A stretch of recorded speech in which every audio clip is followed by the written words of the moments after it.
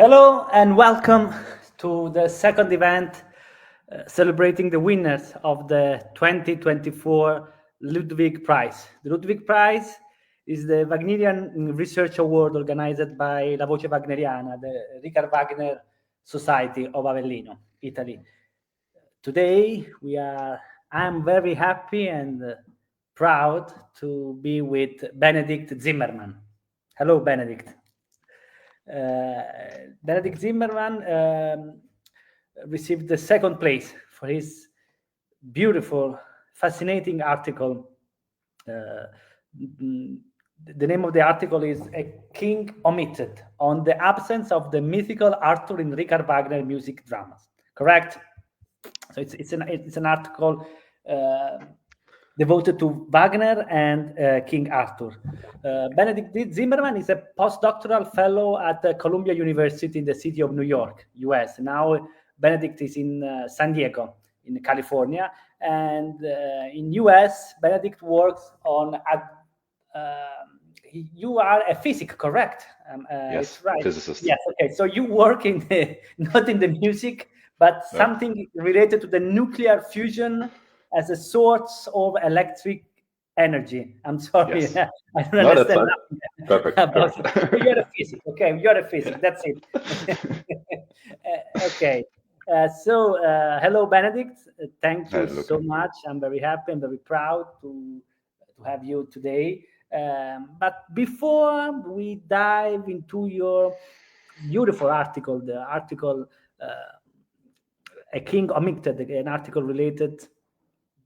devoted between Wagner and King Arthur. Before diving in your article, a question. Okay, can you please explain me and to the others what brings you from physics to Richard Wagner and maybe to King Arthur? So thank you again. Yeah, thank you, Luca, for the introduction and for the invitation. The connection of Wagner and physics.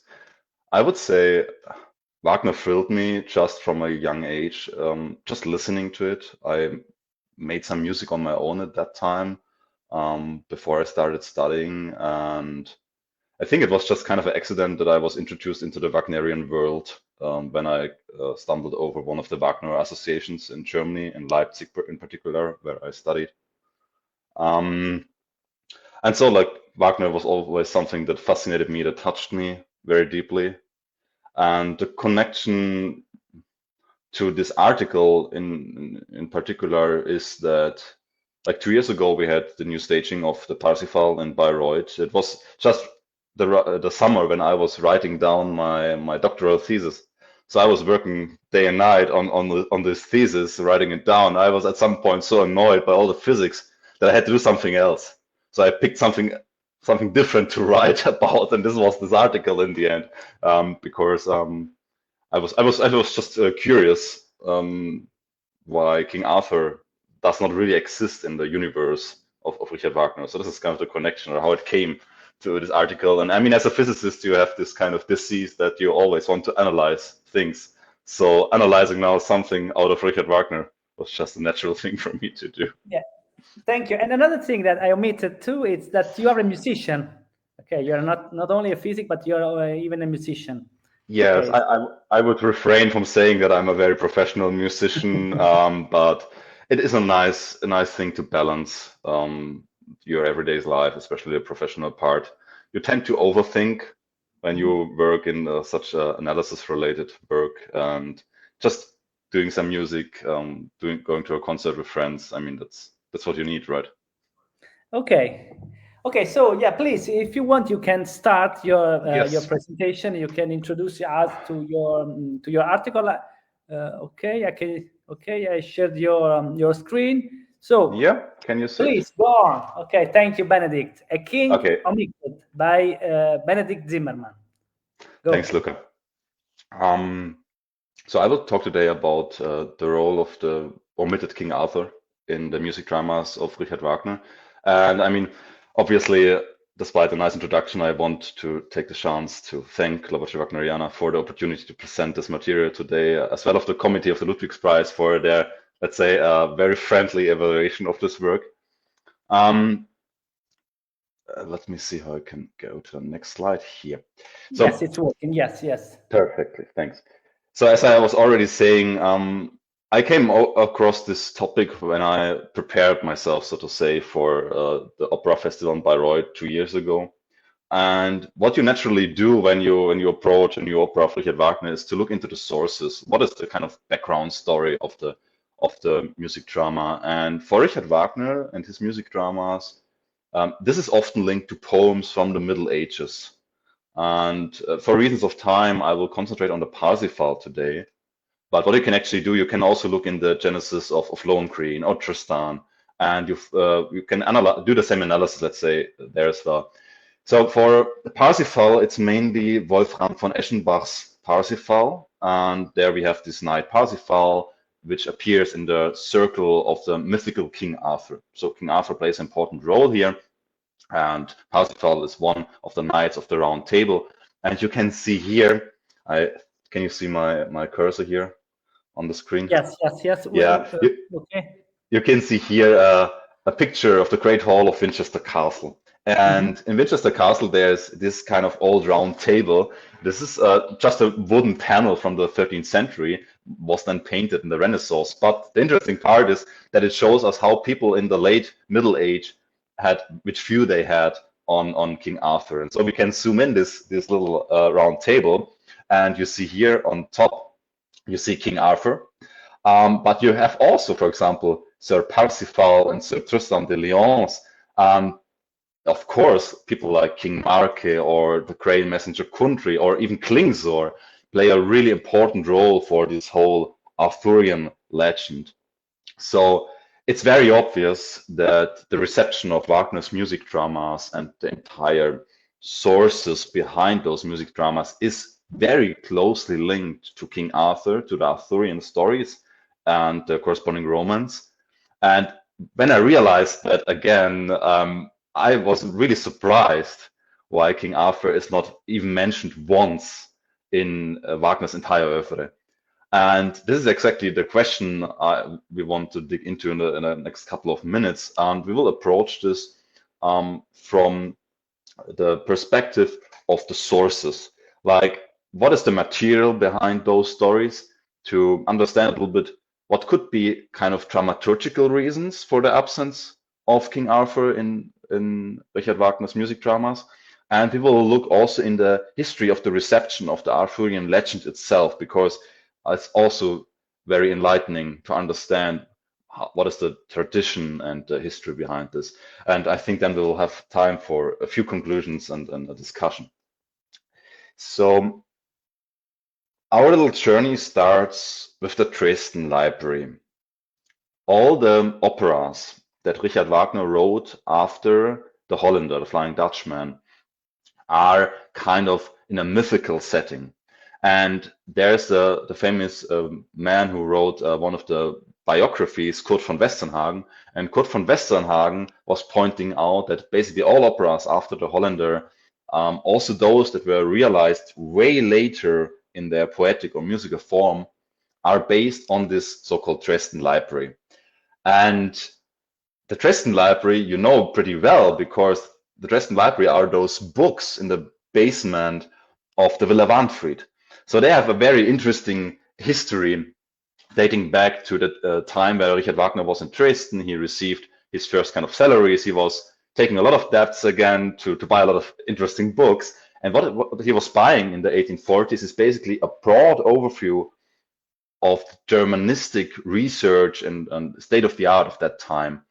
And so it's very insightful to understand what he was reading and what he was looking at that time. And it's interesting that he also confirms, like Wagner himself writes in Mein Leben, My Life, his autobiography, that he was able to base the conception of all his studies or all his music dramas after The Hollander on his Dresden studies. So you see this picture here. I don't know if you have noticed that background of those books here on the right in the Villa Wahnfried. But when you look at the list of the books in this library, you find various indications that Richard Wagner really explored the literature of the Middle Ages. And there are multiple editions of the Arthurian legend. The first one in an edition from Saint-Martre from 1842. There are, for example, Hartmann von Aues, Erik Ewine, various versions of Wolfram von Eschenbach's Parsifal, Gottfried von Strassburg's Tristan. So it's very, very obvious for us that Wagner absolutely is perfectly familiar with the figure of King Arthur. And we can even show this in a quote, because he was writing to Mathilde Wesendonck in 1859 that he found in a volume, one of his books, the oldest versions of the legend later used by the French poets. For example, the stories of Arthur, Parsifal, Tristan. And there he came also across a poem of Erik and Ewine, which I still possess. That's what he say. I still possess this kind of story in a medieval German adaptation in my former Dresden library. So this not only shows that Wagner is perfectly aware of the figure of Arthur, but also in 1859, he's still referring back to his Dresden library. And this underlines the role these books in this first library he had actually played for his work.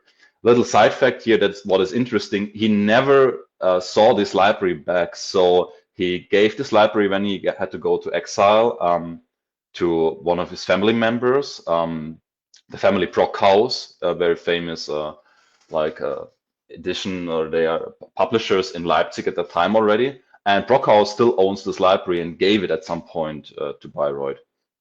But to come back to our story with King Arthur, this quote I'm showing here is the only explicit mention of King Arthur in the entire primary literature concerning Wagner. You will not find Arthur again in Glasenap's biography or in Cosima's diaries. Arthur is really absent. And this is was very irritating to me and gave me kind of the vibes of an impression of an omission of King Arthur. So sorry, this letter, it's a letter to... That's a letter. That's a letter, yeah. Okay. It's the only mention of King Arthur on That's all... the only, yeah. Okay. There's a digital library from Sven Friedrich where you can make a nice search through all those documents. Yes. That's the only mentioning of King Arthur. And this is so unintuitive. If you look for other names from those stories, you find them everywhere. But that's the only mentioning. At least as far as I know. I would be happy if someone knows more. But okay, yes, okay. So okay, sorry, go on. Sorry, Benedikt. Yeah, don't worry, thanks. So this is kind of the background where all those stories come from and how he knew about all those sources. And what we can do now is to look more in detail in the provenance of those history and those stories and understand what are the myths, where they come from. And for the sake of brevity, I will kind of limit this now to the Parsifal, because the Parsifal clearly dominates the German language reception of the Arthurian legend. Basically means the reception of the Arthurian legend really took place in the context of Parsifal and mainly in the context of Richard Wagner's operas. So the most original story of Parsifal, kind of the first one that we have, can be found by Chrétien de Troyes' Parsifal in French. And I want to apologize for everyone speaking proper French. I cannot, so I will scrutinize all those names now. But Chrétien de Troyes wrote his Parsifal in 1191. So we are just in the middle of the Middle Ages, and that's kind of the time frame between 1190 and let's say 1230, where most of those stories are written down the first time, or at least when we have actually still until today the sources in our libraries. Chrétien de Troyes, who wrote down this Parsifal in French, was the first one that connected the figure of Arthur with the quest of the Holy Grail. So that's something we need to understand. All those different stories, the Holy Grail and King Arthur, and also like later Parsifal or Tristan and so on, these were all different stories that were brought together just for the sake of making a good story in the end. But as Parsifal and the Grail story was adapted so early into the Arthurian legends, it's kind of one of the most deeply integrated ones. So this was 1190, and then in 1210, Wolfram von Eschenbach writes the first German well, whatever you want to call German, the medieval German, the first German version of Parsifal.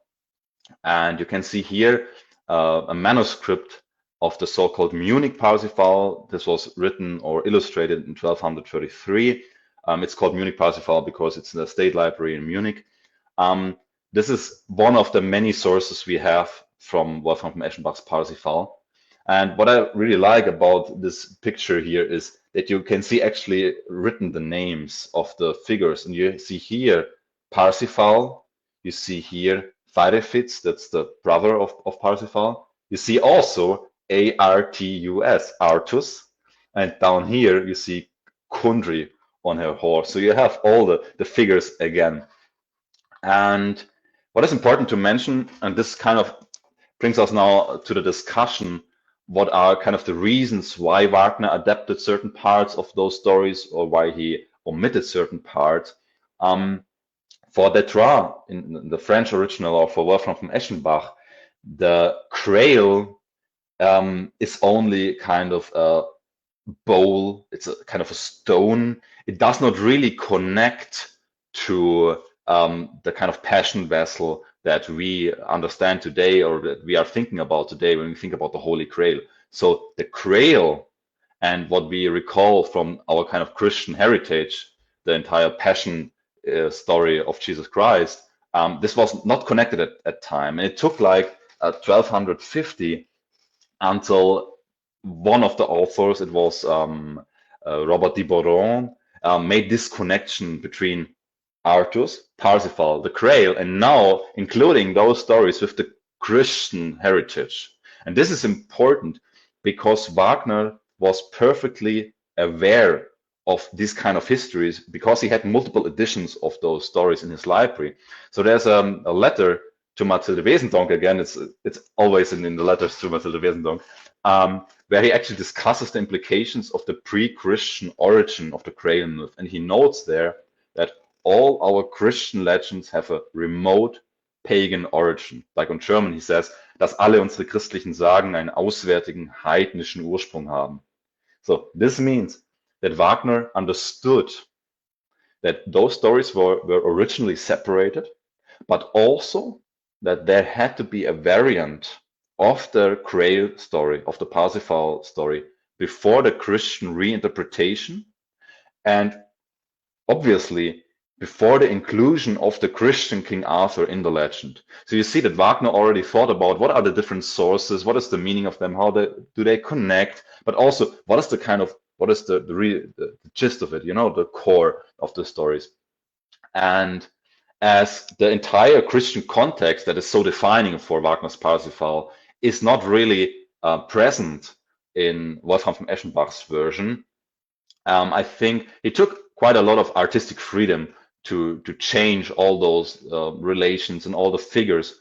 So when you look at Wolfgang von Eschenbach's Parsifal, which is seen as kind of the background source for Wagner's Parsifal, most of the personage in this story is really very different. For example, the knight Gawain, who plays a very little role in Wagner's Parsifal. Gawain is actually one of the main figures in Wolfgang von Eschenbach's Parsifal. Also, it is Gawain who fights against Klingsor. It's not Parsifal. Parsifal is not fighting against Klingsor in the original.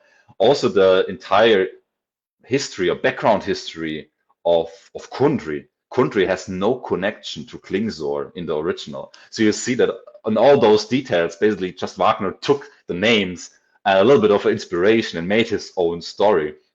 And I think this brings us also to the point that not only Wagner's changing all those different characterizations of the figures, but he also changed the dramaturgy very severely. So in the Parsifal from Richard Wagner, what happens basically is that Parsifal goes to Montsalvat, he fails his quest, his test, so to say, and then in the second act, basically he goes to Klingsor, and the development of the character of this young man takes place in this ambipolar world between the Klingsor and the Knights of the Grail. Now, in the original, Parsifal goes back to King Arthur. So the inclusion of the royal court of King Arthur in Wagner's music drama would really destroy this polarity and would diminish the effect of the drama. And in the view of such modifications of the dramaturgy and the characterization of the figures, it is very obvious that Wagner was critical towards Wolfram's original version. And there's another nice letter where Wagner writes again to Mathilde, "Look how easy Master Wolfram made it for himself. It doesn't matter that he understood nothing at all of the actual content. He hangs one incident on another, one adventure on another, uses the gray motif to create curious and strange events and images, gropes around and leaves the serious reader to wonder what he actually wanted." So it's very obvious. Wagner did not really feel committed, neither to Wolfram's original, nor, of course, to the reference to King Arthur. So these are just various aspects that show you how severely Wagner is deviating, but also that from the perspective of the philosophical ideas that he wants to convey in his music drama, there's absolutely no interest to name drop, so to say, King Arthur. And you can do this kind of considerations for all the sources of the music dramas that are based on Arthurian legends, so the Lohengrin, the Tristan, and the Parsifal. And you can show that not only, as I have shown you now on the last slide about the Dresden Library, Wagner was perfectly aware of the connection of the stories in the Arthurian legends, but you can make many different speculations for the reasons why he really deliberately omitted the King Arthur. In some cases, the inclusion would contradict the reconceptualization of the plot and would weaken the polarity, as shown here. Also, sometimes a reference purely to the author or for the sake of completeness cannot be expected, because as I'm showing here, he wasn't really a big fan of, for example, Wolfram von Eschenbach. And so he felt a very limited commitment to the original sources. Long story short, when we look at the history and the provenance of the story itself, there's no direct or obvious interest for the music dramas to explicitly mention King Arthur or his legendary circle. So this brings us to the kind of second part, where we want to look at the history of the reception of the Arthurian legend, because this gives us really a few hard facts, I would say, why Arthur is omitted. And we start this from the figure of King Arthur itself. So when you go back in history, then the first mentioning of Arthur is done in 860. So in 860, there's a book written down called Historia Bretonum, like History of the Britons. And there at 860, Arthur is just kind of a military leader. And at that time, for this Historia Bretonum, they just mixed all the Celtic, Brittonic, Welsh stories in Great Britain. Probably King Arthur, or the military leader King Arthur was relating to some kind of a military leader in some kind of military conflict, some kind of battle between the people of the British island against some invaders. But, and I don't want to dig too deep into the details here. It is not clear who this Arthur really was and if he existed. And it's, as I said, also not a discussion we want to do today. I think it's also one of those discussions we will never be able to answer. It's like, who was Siegfried? We will probably never really know. But this was in 860. And about 200 years later, the popularity of the myth of Arthur really increases after the conquest of the Normans. So the Normans come in 1066, and in particular the Norman King Henry II, who ruled from 1154 to 1189, built on the Arthurian legend to justify his invasion and his rule. So here on the left we have a nice photograph of the Abbey of Glastonbury, and like a fortune, the grave of King Arthur and his wife Ginevra is located in Glastonbury Abbey in 1190. So just around the time when the Normans arrive. I will not pretend that I really believe that they found this grave, but it's kind of the story they made up at that time, and it should give a certain proof of existence for Arthur. And you can see here on the left the picture where this grave was located. And you can also here see a nice sketch of the lead cross that they found. So it's written here in Latin, hic jacet sepultus inclitus rex Arthurius in insula Avallonia. So like here lies the famous King Arthur in his tomb on the Isle of Avalon. As I said, so this cross was never found again. It's just a sketch. So you can form your own opinion about that. But what is very interesting is that basically this Arthur in legends become kind of the cornerstone of the rule of the Normans in Great Britain in that time. So Henry II had the monk and historian Geoffrey of Monmouth to summarize all those different stories, as I said, Brittonic, Welsh, Norman stories about King Arthur. And in the late 12th century, he wrote his Historia Regum Britanniae, so like history of the kings of Britain. And you see here, like again, a nice picture with these kind of kings.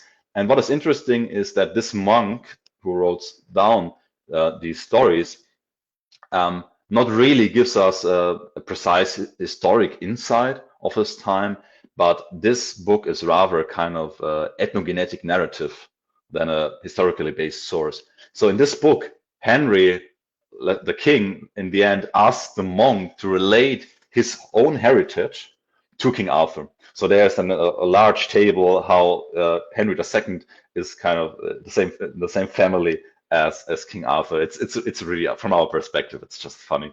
But what is important to understand is that Arthur at that time represents a certain figure of integration from the time before the Saxon invasion. So what happens in Great Britain is that after the Romans leave in 500, 600, the Saxons invade Great Britain for like 400 or 500 years until the Normans come. So when the Normans recall the legend and the myth of King Arthur, they can connect to a time before the Saxon invasion and can show the unity of the Celtic King Arthur and, for example, French knights such as Lancelot, such that the myth of King Arthur can serve as a common identity between the King Henry, the Norman from France, and the Celtic people he actually wants to rule. And throughout the Middle Ages, until the Renaissance, basically, the Arthurian legend really serves as the basis, as the cornerstone of legitimacy of the British kings, and was very well known on the European mainland. In 1485, this reaches kind of its climax of Arthurian reception with the book Le Morte d'Arthur from Sir Thomas Malory. And at that point, so like the Le Morte d'Arthur from Malory is kind of the largest, the most extended version of the Arthurian legend, where he really integrates everything. So you have the entire Tristan story, you have the entire Lohengrin story, you find everything in this source. And then, following the Renaissance, all those stories were forgotten. It's the same like in Germany or in France, actually. So in the Renaissance, we recall back all the ancient stories, the Greek material, the Romans, and so on. And so this medieval age is just really out of fashion. And it will take until the Romantic movement of the 19th century, the historicism, that people go back to the libraries, to the monasteries, and find those old stories. In Great Britain, the same as in Germany or in France, for example. So when you then look at Great Britain in, let's say, the modern age, all those stories become important again as part of the Celtic or Gothic revival. So in that time, they aim to romanticize Britain's cultural heritage, and they kind of rediscover the forgotten Arthurian legends. The legend of King Arthur is, for Great Britain or for the English crown, kind of a national epic, pretty similar to the Nibelungen story in Germany. And what they do is that they pick certain motives from the legend, which represent kind of English virtues, English values, such that the Arthurian legend in the 19th century serves as a national iconography of the Victorian era. It's really throughout the history connected to the British crown and then again to British identity in the 19th century. And this is very apparent in the historical, in all the novels and the various medieval media uses, so to say. So, for example, around 1900, one of the most popular books in Great Britain is again a modern edition of the Le Morte d'Arthur with these wonderful Art Nouveau illustrations from Aubrey Bursley. I am sure that some of you already have seen these illustrations. So this is in 1900, and in art, especially the Pre-Raphaelites and the English Art Nouveau discovers all those themes and those legends for themselves. For example, we have this wonderful picture here of Tristan and Isolde with the potion by John William Waterhouse, like Tristan and Isolde on the ship. And there are a lot of famous artists connected to those pictures, those paintings in this time. For example, not only like Aubrey Bursley, as I said, but also Dante Gabriele Rossetti or William Morris. And there is, for example, even in the House of Parliament in London, there are multiple places where they used the Arthurian legends for wall paintings, for example, for the ceilings. So this just gives you an impression how famous those stories were at that time. And now comes the important point. This revival of King Arthur in the 19th century in Great Britain takes place in absolute isolation from mainland Europe. The concrete political dimension of the tradition of the Arthurian legend really prevents further geographical expansion. In the rising German Empire in the 1870s and 80s, the legend of King Arthur, who was so popular in England, found very, very limited and very lately reuse amongst artists. And as I already indicated, this is in complete contrast to the use of the Nibelungen Saga. So what is the Nibelungen Saga for Germany? Is the Arthurian legend for Great Britain. And now if you go back to the nationalism of that time, also the nationalism that Richard Wagner had, and especially Cosima and so on, it does not really surprise us that Wagner really takes distance to the figure of King Arthur. It's really understandable.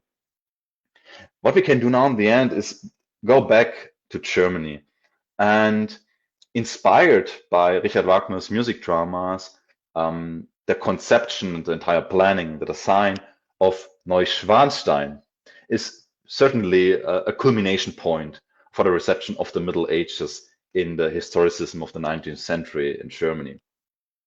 Now, there's a very interesting quote from King Ludwig on this topic, and he's writing to one of his secretaries during the planning of Neuschwanstein Castle, and he writes that the pictures in the new castle, Neuschwanstein, should be made according to the legends and not according to the Wagnerian descriptions.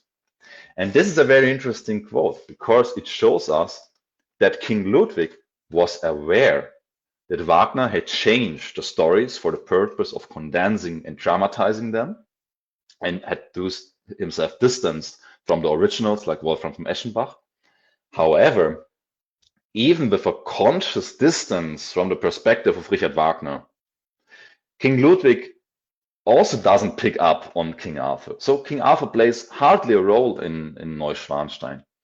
There are basically two references. One is a very little picture in the ceiling in one of the dressing rooms, and the other one is that you can see here in the Singers' Hall on the left. There's this famous painting with Parsifal fighting the Red Knight, and this takes place in front of King Arthur's castle here in the background. But this is the kind of only really relation we find in Neuschwanstein. So this underlines that also from a perspective of King Ludwig at that time in Germany or Bavaria, they really refrained from the connection to King Arthur. So when we try to sum this up to some extent, Richard Wagner really defined the reception canon of medieval epic sources and their interpretation in the German-speaking world until this day, basically. But he consciously placed the Nibelungen Saga Parsifal, Tristan in the center of the romantic reception of those Middle Ages. But for the Arthurian legends, Wagner really completely decoupled them from the Arthurian legend themselves. That's the reason why the Arthurian legend never played a big role in German art of that time. The reasons, I mean, I went through now a lot of material, but the reasons for the deliberate omission of King Arthur in the end kind of remain speculative because we don't have a first source. What we would need is really Cosima's diary or Wagner writing about his reason to leave out King Arthur. But it seems very obvious that the figure would not have played a dramaturgically good role in Wagner's specific interpretation and reinterpretation of the sagas and the myths. And furthermore, he did not really feel committed to Wolfram von Eschenbach and the originals. So coming from the kind of side of the music dramas, there is no real commitment, far more or moreover, more kind of a critical distance. The inclusion of King Arthur, as shown in the second part, as it's King Arthur so connected to the British crown and the British identity, would have kind of would not follow any national function necessity. So in contrast or on contrary, like it could be assumed that Wagner's own historic context contributed significantly to deliberately excluding the identification figure of the British crown and the nation of that time. We can also conclude that, of course, Wagner plays a large role in the German-speaking world for the survival of the myths of the Middle Ages, but of course, Richard Wagner was not really interested in reviving the old myths, but he was rather, I think, interested in giving the problems of his time a mythical framework. So those medieval stories became a medium for conveying new background, his philosophy. And for just such a background, a King Arthur as a symbol of English national identification would lead, I think, to a really unintended shift in the perception of those music dramas. So to conclude, on one slide, I've shown that the music dramas, especially Tristan, Lohengrin, Parsifal, are really deeply anchored in the Arthurian legends. And as we have seen on one of the first slides, Wagner is aware of their origin. But his omission of King Arthur also really shapes the reception of the Middle Ages in 19th century Germany. The reasons for the omission, I listed a few now, is his critical distance from the authors, his, I think, search for the original material to really identify the core topic of the core motives of those stories. And usually King Arthur was kind of included later on in these stories. There's practically no use in his music dramas for King Arthur. Often just mentioning him or bringing him in would weaken the dramaturgy. And I think the most important point really to look at is the avoidance of the English identification and the connotation of the Arthurian material. So we can conclude that mentioning King Arthur in Richard Wagner's music dramas is not in the interest of the dramaturgy, and it's in particular not in interest of the desired reception of those operas. So that's what I've prepared so far. I hope that I was able to kind of communicate this clearly and give you an idea what my thoughts were. Thank you, Benedikt. I'm very happy of your presentation. So, okay, yeah, let's leave the biography. There's even the biography at the end. Yeah, this is just kind of the overview. Okay, yeah, maybe we can even share all this information on our social media channel. Okay. Yeah, sure. Okay. So you think that even, well, you say historical reasons, but political reason? I think that's excluding King Arthur from the Richard Wagner dramas. Yeah, I think we could call it political reasons. Yeah, I mean, or historical. Yeah, I think political is fine because Richard Wagner always was a political man, right? There was hardly something going on in Germany in his life where he didn't have an idea or opinion about. So, no, I really appreciate because it was a very deep talk. I have a lot of questions. I don't know where to start. First of all, let's we talk something personal. Okay, why are you so tied or committed to the medieval? Because as I understand, you are very you have a great knowledge about medieval culture, medieval literature. Okay, so where comes from this knowledge, since you are a physician? I think I found it always very interesting to understand where our culture comes from. So when you focus, for example, on German identity or German culture, then in the end you will end up with the Roman Empire, because all our Christian cultures are kind of have their onset, starting from Egypt, Greek, then Rome. I found it always interesting to understand what is the pre-Christian, the pre-Roman origin or background of our culture. And interestingly, when you go to the medieval time and those stories, and you go into the details, you find a lot of Germanic culture in there. For example, if you look at the Nibelungen saga, the entire motives behind, for example, Hagen von Tronje, all what is going on between the Burgund people and so on. This is all a kind of Germanic heritage. Long story short, I found it always interesting to understand what is our cultural background and to understand the different parts that connect there and come into account. And this is even the reason why you are a Wagnerian, correct? You appreciate I think the Wagnerian music dramas are interesting because, of course, as I think explained, Wagner uses the old stories only as a background for his ideas and for his philosophy. But for example, when you read the Tristan in its original, and then you get a certain feeling for the figures and for the story, and then you hear the opera, and then you hear like the third act, like the ending of Tristan, and you feel this incredible deepness of this music, then at least for me, it always connected me to the old stories and to the true meaning in a very profound way. So I think Wagner is just a very, very nice starting point to make those old stories, this history, get a feeling for it, convey the emotions in a very, very deep way. Okay, and another question, maybe related even to your research about Middle Age, Arthur, etc. So what do you think? You said before that you attended, as I remember, at the latest Parsifal at Bayreuth, correct? Yes. Okay, what do you think about that?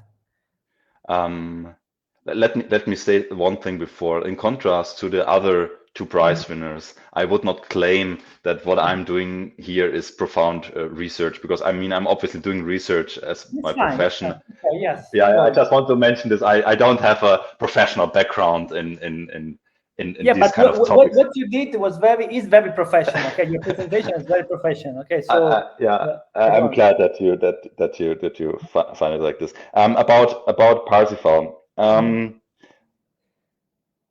I think for the people around me, it's no secret that I'm critical towards the stagings in Bayreuth nowadays. When I saw the Parsifal 2 years ago, it was the one with the 3D technique. And I think it was a very interesting idea to bring in new technology into the opera house, because when Wagner staged his Parsifal in 1882, he was at the top of the technological modernization of his time. He was using electricity. So Richard Wagner was always very, very, sad is the wrong. Yeah, he was not only open, but he was also really motivated to adapt new techniques. And he was also very sad about the fact that he did not have the technique at his time to really give the perfect illusion.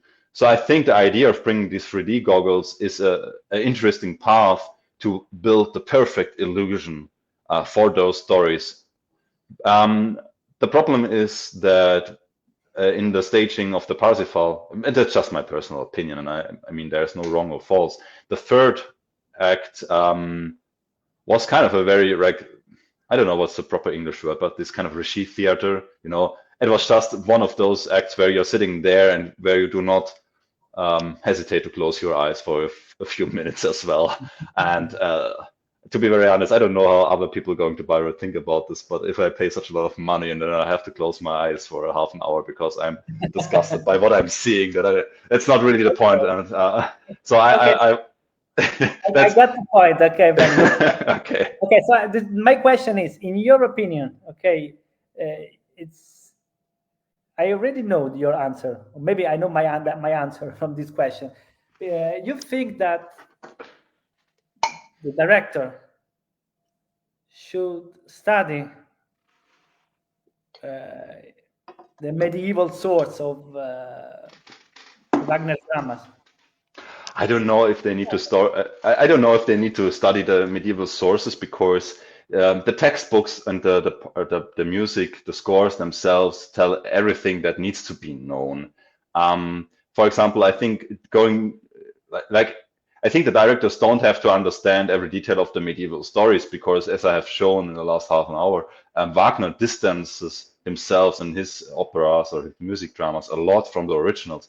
What I would argument or what I would think of this question is that the directors should be able to read the scores and to bring in a certain harmony between what they are showing, between the music and between the libretto.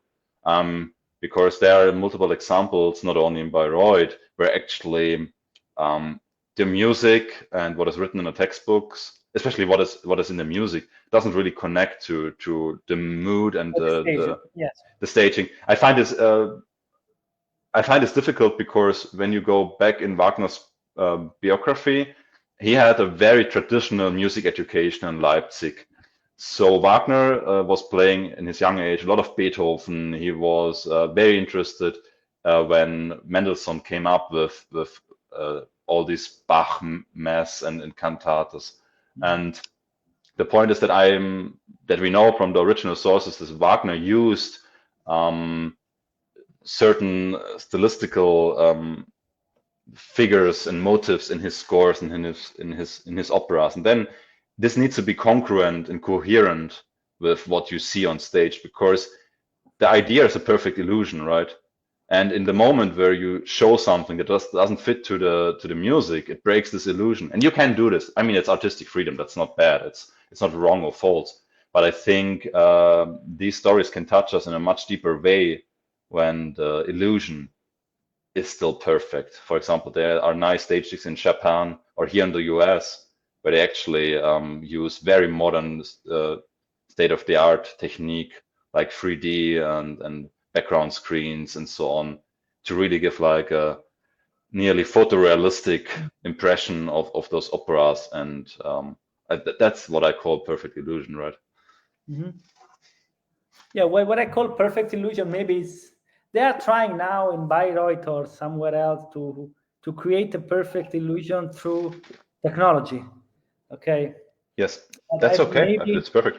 That is perfect. Yeah, but what I think the perfect illusion maybe comes from knowledge rather than technology. That's a very interesting point. Like from the Greeks, okay, the old Greeks tragedy. Yeah, I see your point, but this is a very enlightened way, a very Renaissance way to see this. So understanding everything in a rational way, I think, is not the approach that Wagner or his time took to those stories. As I said, you feel Tristan when you hear the music, you know, like the deep darkness and the deep rise of those souls and their love and all those emotions. So I really appreciate your approach to this question, and I think the way how I approach now this project here is the same way as you're indicating. But I think the purely emotional approach is entirely valid, and I think that's maybe the reason why modern stagings have a certain right of existence. Because, so for example, I don't know if you have seen the Schlingensief ring or Castor stagings in Bayreuth. They also transfer a lot of emotions. So, for example, for Castor, I was disgusted half of the time. But I mean, if this is what he feels about it, maybe, I don't know. I don't have to agree with him. Okay. So it's a big, huge topic. Thank you again, Benedikt Zimmermann. Thank you, Luca.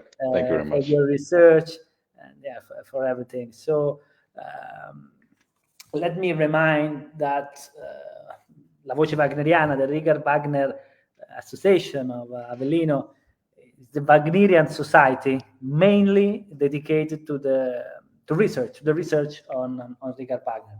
We are focused only on research, and Benedikt knows that.